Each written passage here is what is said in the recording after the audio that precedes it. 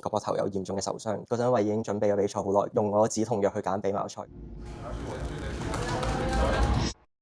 大家好，我係 Fergus，咁我訓練咗大概7年啦。咁我目前最佳紀錄係2025年香港街道健身公開賽，入到6強，然之後新秀組攞咗冠軍。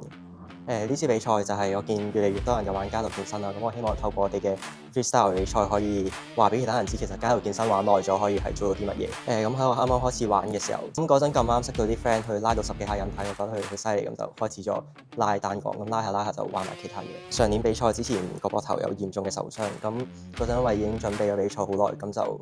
用咗止痛藥去揀比馬賽，咁但係後尾就令個傷嚴重咗，咁而家仲康復緊。咁主要都係平時收工之後用咗大量嘅時間去操啦，咁跟住翻到屋企，因為都要做可能按摩球去放鬆肌肉啊、拉筋啊咁所以就冇乜時間去可能睇下 YouTube 啊、打下機啊呢啲就少咗。我會同自己講，我手臂上嘅紋身就係 Fear is the mind killer，因為我覺得好多時我哋會俾自己嘅恐懼去限制咗自己，咁如果我哋可以克服個恐懼，去喺個舞台度享受自己咧，就會表現得更好。唔好俾咁大壓力自己去享受下呢個運動，咁你自然就會進步。